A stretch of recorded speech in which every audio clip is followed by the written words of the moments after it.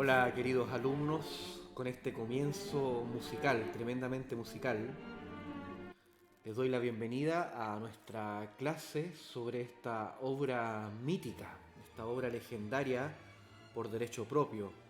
Hablamos nada más y nada menos que La Noche Transfigurada de Arnold Schoenberg, en una interpretación increíble, ¿cierto? Que van a poder disfrutar después de manera completa. No se preocupen, no piensen que ahora vengo a arruinarles acá este instante que estaban teniendo y seguramente la curiosidad por querer saber un poco más allá de esta obra. Quiero que observen con mucho detalle sobre la interpretación el siguiente punto. Fíjense de que los músicos no tienen partituras en esta versión. Estamos hablando de una obra de aproximadamente unos 30 minutos de duración. Quizás a muchos no les sorprenda el hecho pensando en que hay conciertos en vivo, cierto que donde los músicos de amplia duración, por ejemplo un concierto de piano como de Rachmaninoff que puede durar 40-45 minutos, donde un músico toca una cantidad de notas muy importantes, es un protagonista, ¿cierto? Y toca de memoria, o gente que toca ciclos completos de memoria, la música de Beethoven, sonatas que son cerca bueno, tantas horas, más de 10 horas de duración, por dar algunos ejemplos nada más.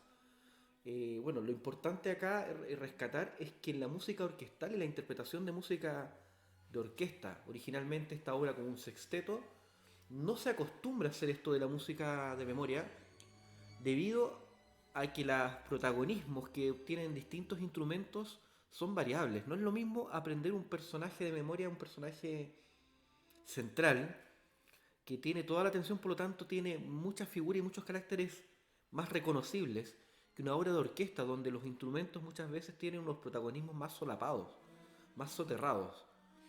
Esto hace que sea muy común el hecho de que, o la verdad que muy infrecuente el hecho de ver que una orquesta toque una obra de memoria. La verdad que sucede muy poco. Y hablando un poquito de esta obra, bueno, contar que la obra original en realidad está pensada en un sexteto de cuerdas. Es alucinante, ¿cierto? Ver aparte la disposición como los músicos no tienen que seguir a un director ni ver una partitura, están todos frente hacia el público. Bueno, vamos a comentar un poquito sobre, primero que nada, el compositor Arnold Franz Walter Schoenberg, nacido el 13 de septiembre de 1874 en Viena, en lo que era en aquel entonces el Imperio Austrohúngaro.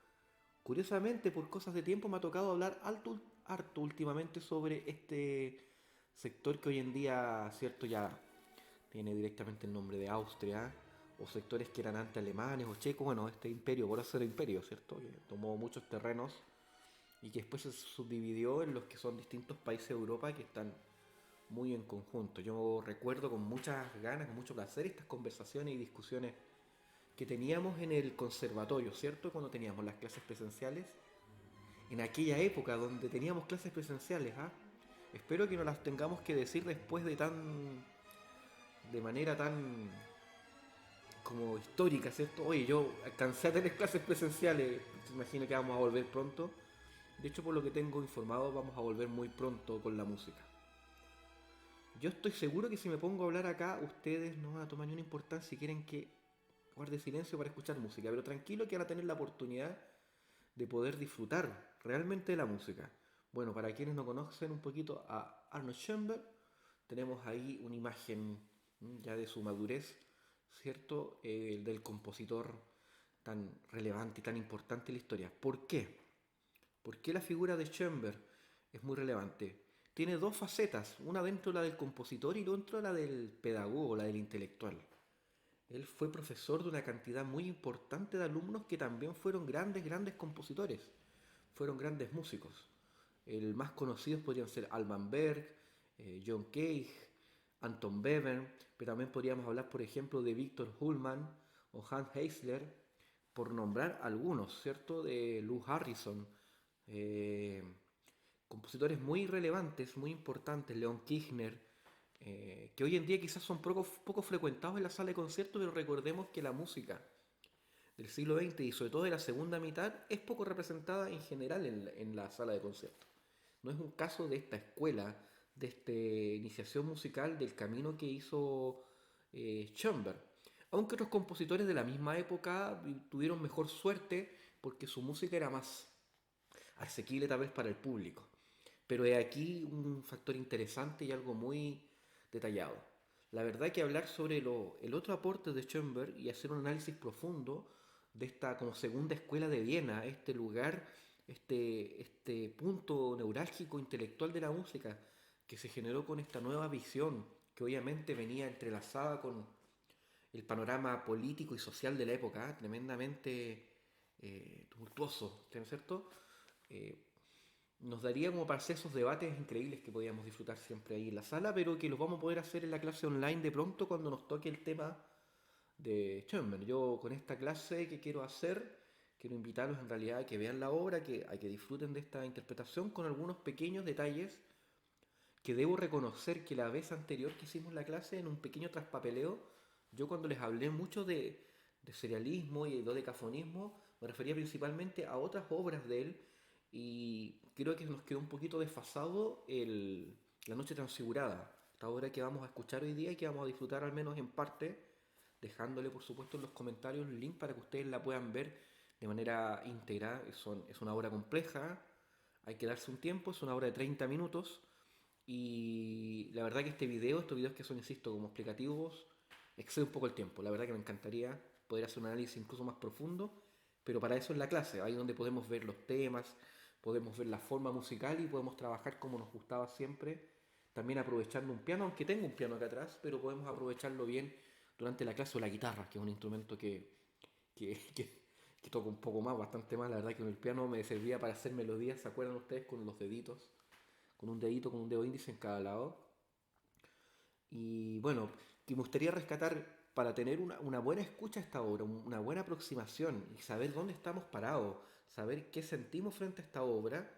Primero que nada, reconocer en Schoenberg que como grandes compositores es un puente en sí mismo, a la vez que a la vez que fue un intelectual de su propia transformación y la transformación que sufría la música en ese minuto. Por eso es que es una figura medular. Posiblemente en esa línea los dos compositores más relevantes de aquella época serían Stravinsky, de este comienzo del siglo XX, ¿cierto? Estos compositores que vinieron a romper muchas ideas, y Schoenberg, los dos muy distintos en sus formas, eh, y por suerte también muy distintos en la escuela que generaron, ¿no?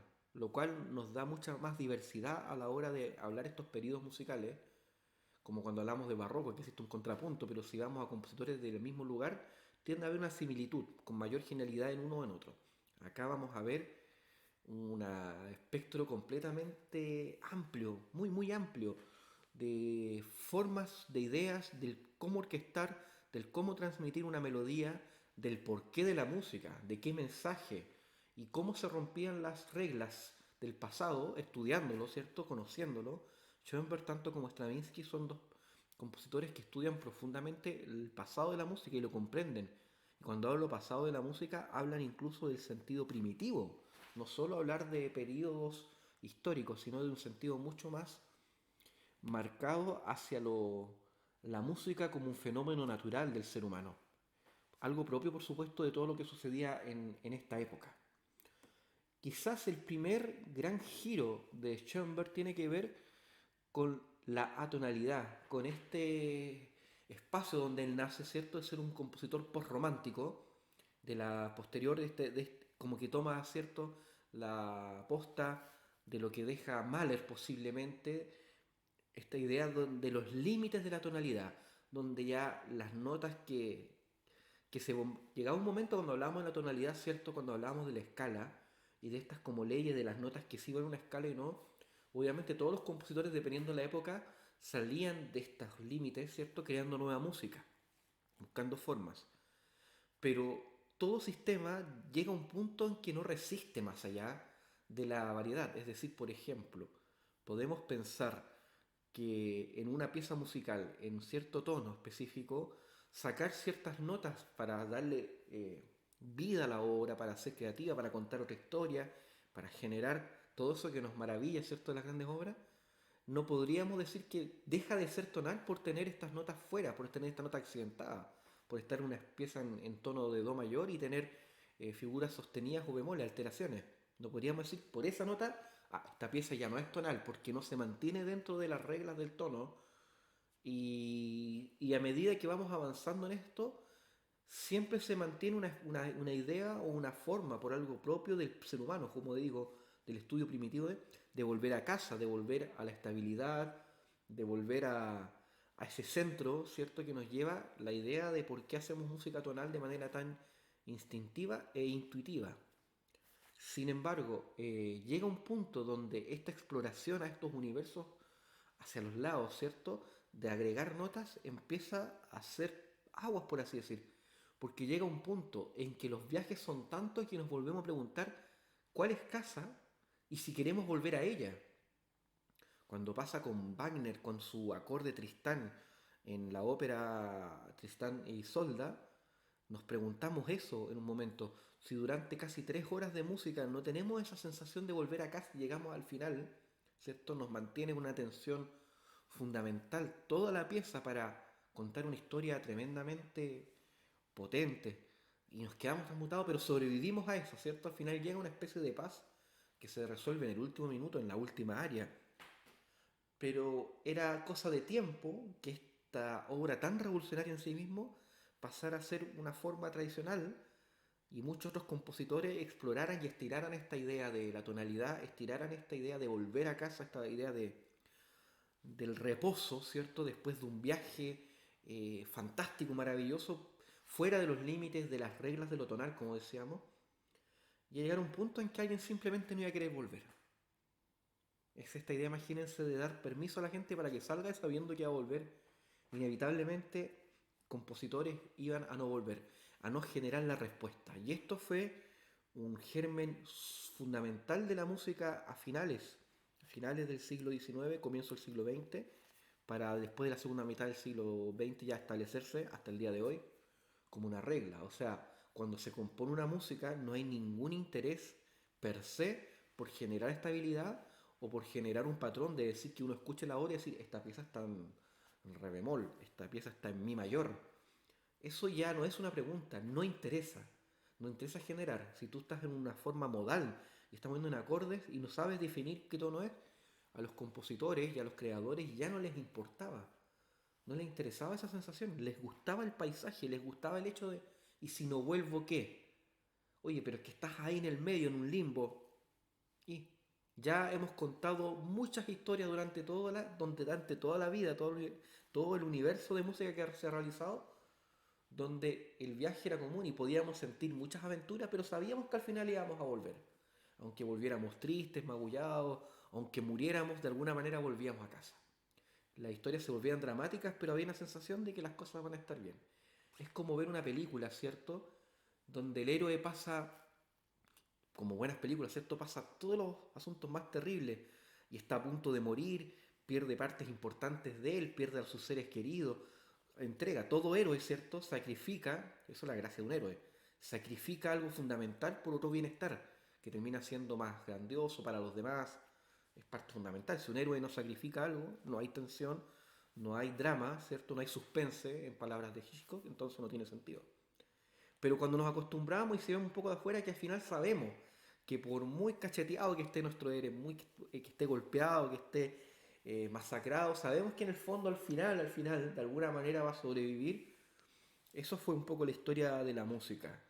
Y en el caso de lo que se venía generando en aquel entonces, una forma de conciencia propio del ser humano, de la historia, del sentido, como decíamos, romántico, de la tragedia, que lo hemos hablado tantas veces en clase, llega a este punto donde decimos, bueno, la vida no es tan así, pues a veces el héroe muere. Y si muere, muere, y si no vuelve a casa. Y si no quiere volver. Bueno, eso es como una idea bien extrapolada, pero para entender un poquito esta sensación de esta música, del posromanticismo, cómo se fue alejando esta idea de casa a un punto en que ya no sabes si no vuelven a casa porque no quieren, porque el paisaje afuera es tan grande y el mundo es tan vasto, porque no alcanzan, porque no les interesa, o porque, bueno, cada compositor y cada obra va teniendo ese punto. Entonces llegó un momento en que había que enfrentar y ser serios y decir, ya esto que estamos aprendiendo, esta forma de hacer música, y ya no nos está dando abasto. Si al principio hacíamos obras con esta forma y de repente aparecía un loco, un demente, un rayado que no quería volver, bueno, cosa de él. Pero estamos viendo que todos se van de casa y nadie quiere volver, o nadie quiere volver a la misma casa, o que todos quieren viajar, o todos quieren transformar el paisaje. A todos no les interesa el concepto ya de reposo de esta manera, porque pareciera que el mundo no se maneja con estas reglas de que pasa algo terrible y después, bueno, pero no te preocupes que las cosas van a terminar bien, o van a terminar ordenadas por lo menos. Entonces aparecieron estos conceptos en primera instancia como la idea de la tonalidad. Y tenía que haber alguien de repente en un minuto que dijera y sentar las bases, oye, hace rato ya que nos alejamos de esto, estudiémoslo, hablemoslo, pongámoslo aquí en el papel. Ya no estamos haciendo obras en un tono específico, ya nos interesa, el público ya nos lo hace. Y más encima la idea, quizás errada, de que esos caminos de ida y vuelta a casa ya se habían explorado de manera completa, se habían explorado de manera total.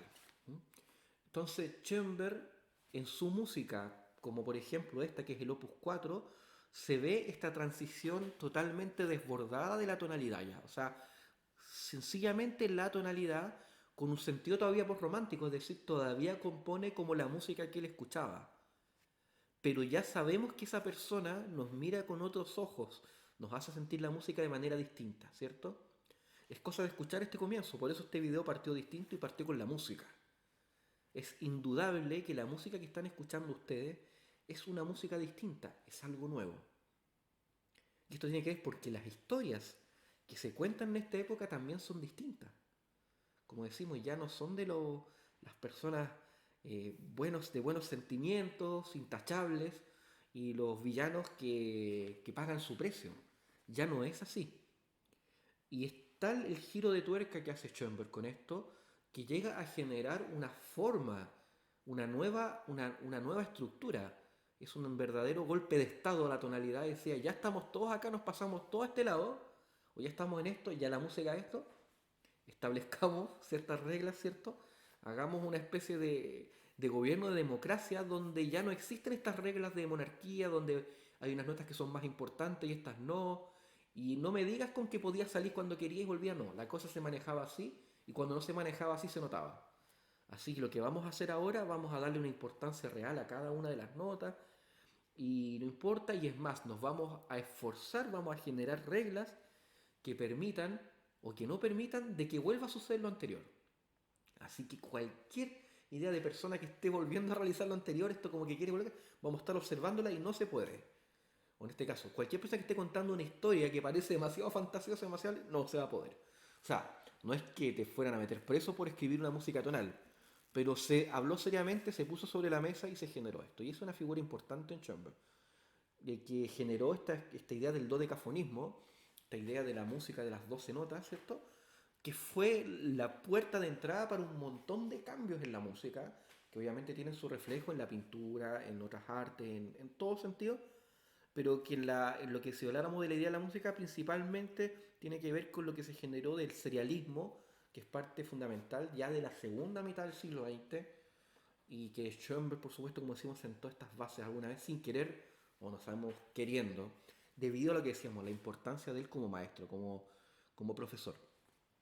Todo este fenómeno, todo este movimiento, ¿cierto?, que se generó alrededor de él, alrededor de esta forma de pensar la música, esto, se le llama y se denomina comúnmente la segunda escuela de Viena, ¿sí? Para que lo tengan como bien presente cuando hablamos de música, es un valor ahí fundamental a eso. Y ahí podemos profundizar mucho más allá.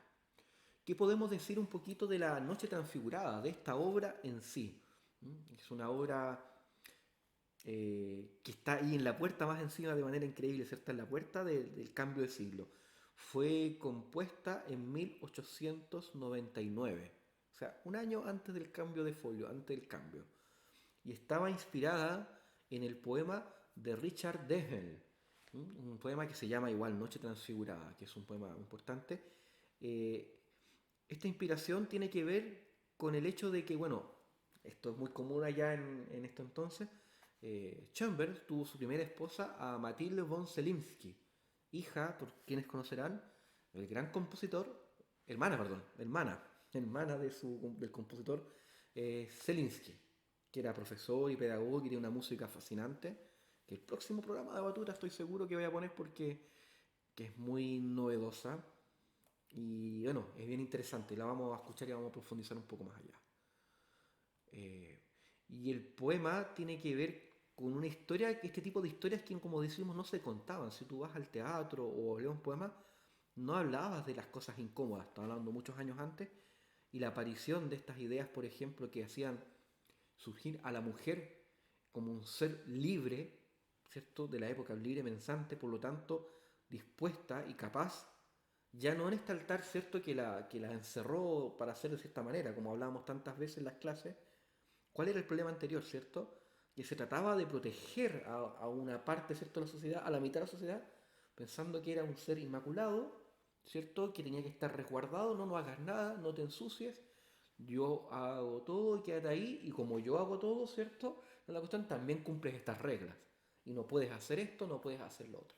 Es el dominio, es, es el abuso, ¿cierto? Del tirano en el sentido del tipo que pareciera entregarte algo, pareciera ofrecerte una solución sin darte la opción a ti, ¿cierto?, de rescatar esto. Bueno, un detalle que me meto en este tema porque lo conversamos a la hora de, creo que las pocas cosas acertadas que dije ese día sobre Noche Transfigurada es cuando hablamos un poquito de este tema. También como cuando hablamos de la ópera Botzek de, de, de Alban Berg, que lo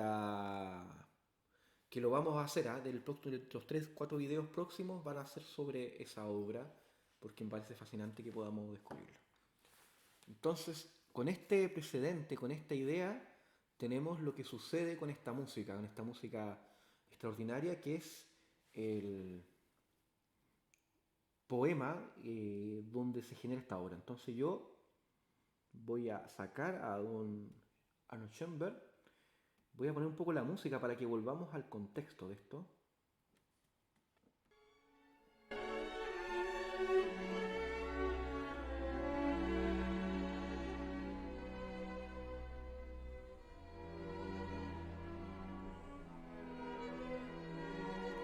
Esto que escuchamos es claramente tonal, ¿cierto? Es una melodía que lo cantar. Pero Schoenberg no se deja llevar solamente por esto, es un recurso. Él sabe y ya siente la libertad de poder salir en cualquier minuto.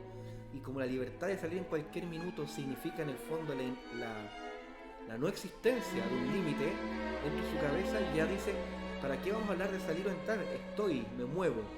Esa es la escuela y el principio de la tonalidad. No ser presos de ninguna manera de esta jerarquía formada durante tanto tiempo de cómo tenía que ser la música, de qué tipo de historia tenía que contar y de qué concordábamos, de qué decía la música.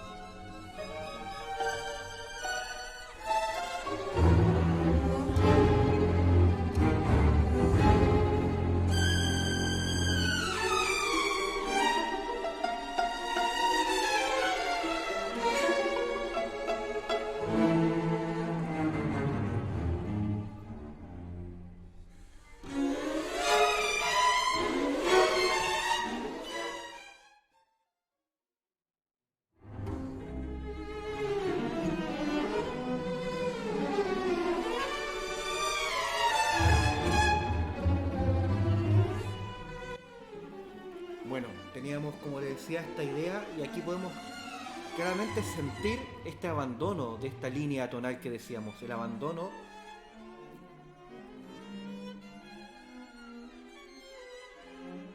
Acá hay algo muy especial, como esto es para un sexteto, muchas veces las secciones de instrumentos, de violines, violas o violonchelos se dividen, generando estos diálogos de conversaciones que en realidad son verdaderas discusiones donde una persona no escucha a la otra. No hay una historia en sí, de una narrativa donde teníamos que seguir, tal cual una discusión real en la vida.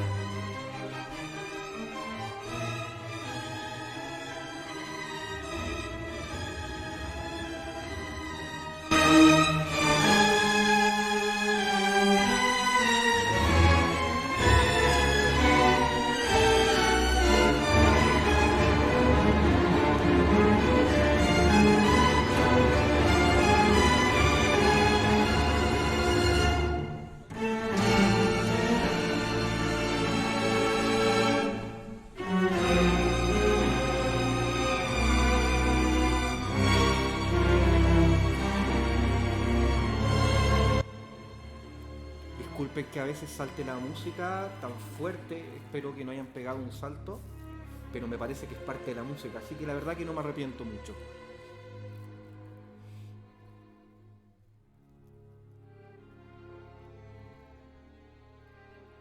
Algunos querrán saber qué hay detrás de esta música. Mientras la tenemos un poquito de fondo, les contaré el poema. Dos personas caminan a través de un bosque desnudo y frío. La luna corre sobre ellos, se miran en ella. La luna corre sobre los altos robles. Ni una nube oscurece la luz del cielo a donde las negras ramas se extienden. La voz de una mujer habla. Llevo un niño y no de ti. Camino en pecado junto a ti. He cometido una ofensa grave contra mí misma. Yo ya no creía que pudiese ser feliz. Y sin embargo, tenía el fuerte deseo del fruto de la vida, de la felicidad de ser madre y de deber. Así cometí un error descaro. Así, temblando entregué mi sexo a los brazos de un hombre extraño e incluso quedé embarazada. Ahora la vida se ha vengado. Ahora, oh a ti te he encontrado.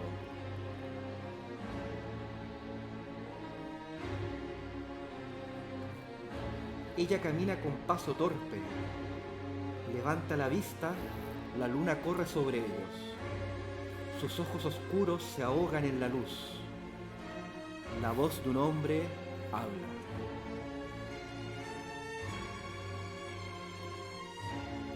El niño que has recibido, que no cargue sobre tu alma. Solo mira, cuán claro brilla el universo. Hay un resplandor sobre todas las cosas.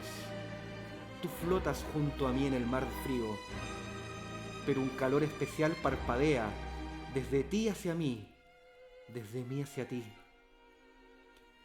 Ese transfigurará al niño. A mí, de mí lo nacerás porque de ti me ha entrado el resplandor. Has hecho un niño en mí. Él posa su mano en sus anchas caderas. Sus alientos se entremezclan en el aire o besan. Dos personas caminan a través de la alta noche luminosa. Dos personas caminan a través de la alta noche luminosa.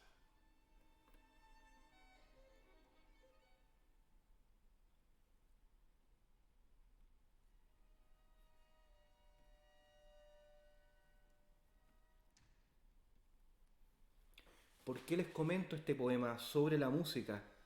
Si bien el poema narra distintas partes de esta música mucho más amplia, es para entender que el dramatismo que expresa esta música tiene una relación, por supuesto, con el dramatismo real de donde viene, la inspiración del texto. Es un texto desgarrador, que habla de engaño, que habla de traición, que habla de los sentimientos viscerales, ¿cierto? Que a veces parecieran ser un error, pero son mucho más naturales que las reglas que nos autoimponemos. Y es ahí esa sensación que genera esta música y la idea de la atonalidad y la idea pronta del dodecafonismo, la idea de que hemos sido invadidos por reglas no naturales, que durante todo este tiempo hemos debido comportarnos de una forma que no se corresponde con nosotros, que el sentimiento de la pasión, el sentimiento del desgarro, de la maternidad, el sentimiento de sentirse seducido y correr tras algo tan natural, tan de la naturaleza, en ese sentido, no tiene nada de malo porque es la realidad, es la presencia del ser humano como tal, escuchando sus instintos, escuchando sus deseos y haciendo todo lo posible porque se manifiesten. ¿Qué más fuerte que la idea de la naturalidad, la idea de la maternidad, de esa sensación del hijo que viene porque me lo pide, porque mi cuerpo, porque la naturaleza lo llama? Esa misma sensación que conmovió profundamente a Schoenberg tiene que ver con las bases fundamentales de esto. La idea de que esa estructura en la cual vivíamos, de que la música tiene cierta forma y cierta estructura para calzar con que sea una buena historia, ya no son reales, nunca lo fueron en realidad, pero ya no tenemos por qué seguir inventándonos sobre ella ni tenemos que seguir mintiendo. Dentro de esta realidad existe esa belleza, como existe la parte tonal y como existe esa apertura luminosa en esta escena musical que estamos de fondo.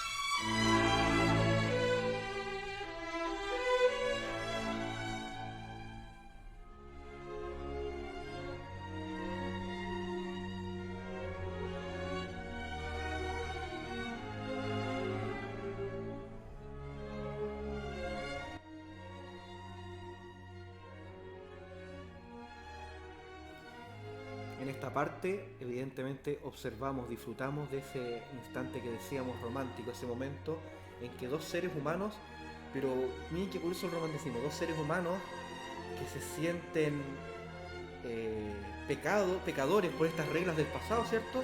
Se observan y se sienten felices y viven ese instante. Reconocen en su acto instintivo, en su acto animal, lo más esencial de sí mismo, lo más esencial de ser quienes son.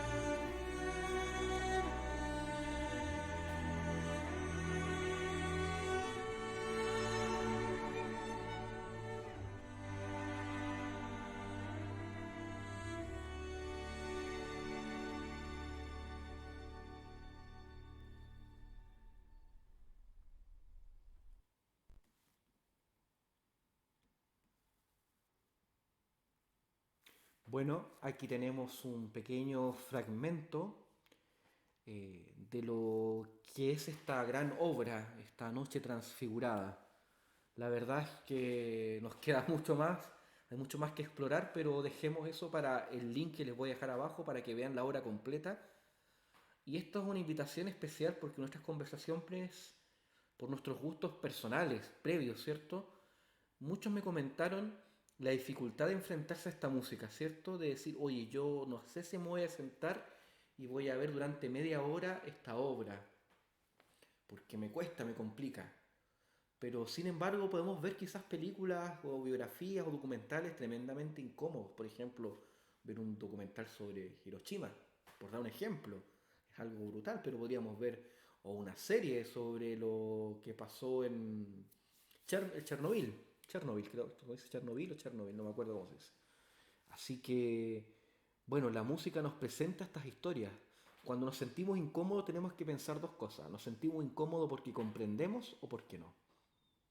Si es porque no lo comprendemos, los invito a hacer esta visión, a buscar.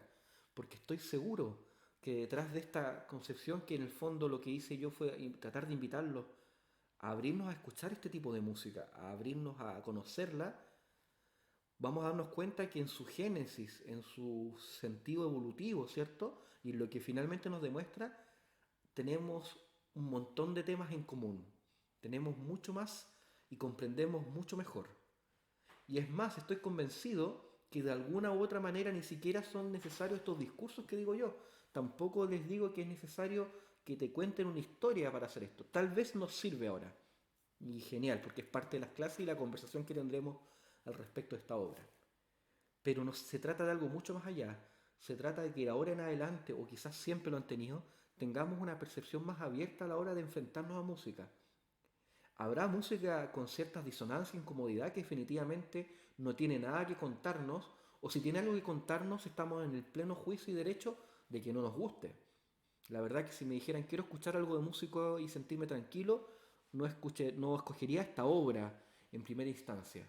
Pero sí hay muchos instantes de la vida, muchos instantes del día a día incluso, o de cualquier semana o de cualquier momento, donde la música que narra Schoenberg en esta obra, donde el poema que está presente tras estas notas musicales nos representan de manera muy fiel y de manera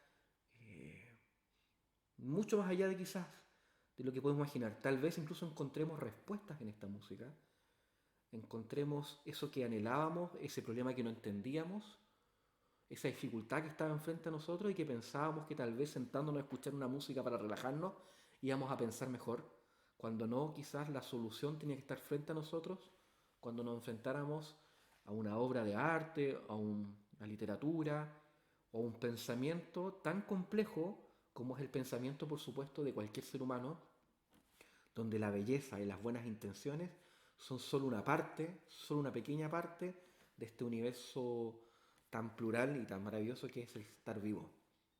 Así que eso, queridos alumnos, por este video los voy a dejar con el final de la obra para que vayan sintiendo estas ganas, este deseo, espero. Yo personalmente, siendo que conozco la obra, me siento muy con ganas de sentarme a escucharla y disfrutarla completo, pero me voy a guardar ese placer, si es que no pasa algo antes, para que lo hagamos durante nuestras clases online, que van a estar por supuesto los horarios y la regularidad de ellas en la página www.abatuta.cl. Ahí donde mismo recogen estos videos de clases van a poder ver por supuesto también los horarios de las clases donde podemos debatir sobre las obras semanalmente y bueno, y ustedes pueden adelantar el trabajo y han visto todo y sus preguntas van a ser muy bien recibidas. Eso, queridos alumnos. Me despido, voy a aprovechar de tomar algo para la garganta y no estoy enfermo, solamente me toca hablar mucho. Y eso, les mando un abrazo, los dejo con el final de esta increíble obra.